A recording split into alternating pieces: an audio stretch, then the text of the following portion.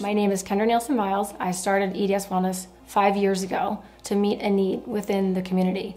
After I was diagnosed with EDS about 10 years ago, after the birth of my first son, I recognized that there was a lot of information that the patients needed that wasn't getting out there. There was such a huge disparity of information. Like some patients would know certain things and other patients wouldn't know, they would hear something else.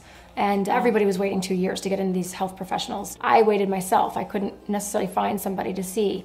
But even within some of the specialists, there was different information. There was just a huge need for information, and it needed to get out there. And it wasn't just about awareness, it was about services and what people could do to help themselves if they couldn't necessarily get into one of the EDS specialists right away, or they didn't have anybody to go to, or maybe they couldn't even travel. What I found was that people needed not only information, disseminated, but there needed to be programs actually reaching people. They needed to learn they needed to know how to do things. So it wasn't just, here, do this, but it was, let me show you how to do it. Especially when you're talking about somebody that's really deconditioned, or they've really just not had good information, they don't have somebody that can help them, they really don't know what to do. And it's one thing to tell them, but it's another thing to show them. So we started hypermobility, moving naturally with hypermobility seminars to show people that there's ways that you can even move while you're in bed. There's natural movement patterns. You can just move better during the day that will help strengthen your body before you really try to go take that exercise class. There's always something that you can do, and something is better than nothing.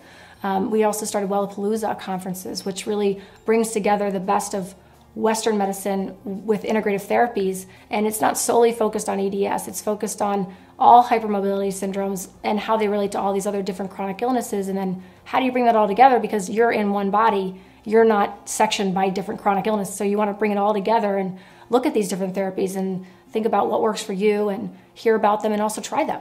So we want to bring people to these conferences, make it a positive environment, bring integrative therapies to them, bring them the best speakers, and then have them really put it all together so that they can really leave with such a really great foundation for wellness and what they can do on their own. EDS Wellness focuses on publishing of digital and print media resources, and we do that in collaboration with healthcare professionals, EDS specialists, and patients or other organizations, but the whole point is to actually put digital and print media resources out there that include integrative wellness therapies. It's not just information about what EDS is, it's about what can people do. So we put together a natural healing brochure for EDS.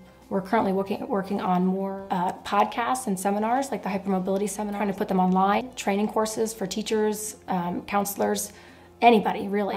We also have affiliates that we work with that also provide books and other educational materials that have been written by different people within the community on different topics related to EDS. It could be anything from medical stuff or for patient stories. We put that all together, and it could be in an ebook, a parent handbook, it could be a compilation of stories, it could be one of the providers wrote something, and all these resources are available online. We have the resources for EDS Wellness and what we do in our programs, and then we also have the ones that are associated with our affiliates, and they're also online. Just 5 minutes was something that I started in my own head. It was a trick. I have dealt with chronic fatigue my whole life, and I've always remained active, but it's not easy, and a lot of times I don't want to do it. I really don't want to do it. And so I started playing this trick in my head where I would say, okay, just move for 5 minutes, just move for 5 minutes. Even if it's just your leg or your arm, just move. And if you don't want to keep going after 5 minutes, then stop. But it was just something to keep me moving. Half the battle is just starting, and it's really, really hard. And sometimes you don't want to do a lot, you can't do a lot, you really can't even get off the floor. It was just some way for me to do something, and it always worked with exercise. I ended up doing way more than 5 minutes. I mean, sometimes it's just 15, but it's still more. Sometimes it's just laying on the floor and doing something. Sometimes it's in my bed. Sometimes it helps me get through cleaning the house or starting work. So it started doing more. It was helping me in more ways, and working with people within the community, people be like, how do you stay so active? How do you do all this? It must be easier for you. You must be stronger. And the truth is I'm not. I just never stopped. And I'm not perfect, and I've had my ups and downs, but it's a game in my head, and it's a choice, and it's also a game. And so I started teaching people. I said, you know how I do it? It's because I made up this rule. I got to keep going somehow, and I don't want to do it any more than anybody else, and I am petrified of the spiral. I call it the EDS spiral. And I've been there, thankfully not super far, but I've been there scary enough where dislocating different things, my whole system is totally out of whack, and I've built myself back up several times from 3 pregnancies, spirals, and it's a choice, and it's hard, and sometimes all you can do is just lay in bed and do arm circles. Sometimes all you can do is just practice getting up and down. Sometimes it's just a matter of taking a few more steps every day. And then sometimes when you're even really conditioned and you're on it, you're on fire, you're on it. There are gonna be days where you're just flattened. And doing something is still better than nothing, because the body tends to spiral pretty fast for us as far as deconditioning. And just keeping going is very important. And so I started sharing just 5 minutes with everybody, or the people that would question, how do you stay so active? How do you keep going? And people like it, they get it. I don't think they're as threatened by it. I think a lot of people thought that because I worked out so much that I figured everybody else should be doing that, and that's not the case. I've been doing it since I was 11, and it's not easy to start. It's definitely not easy to keep a habit. It's definitely easy to lose a habit, and it's really hard to start one.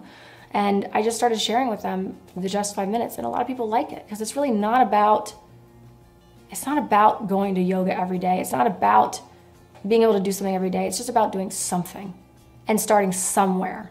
For wherever level you are, it's starting there. And just 5 minutes applies to anybody. You're right. Okay. And that's awesome. We'll keep that. Anything else? And movement. Move. Eat well. You're not going to feel good.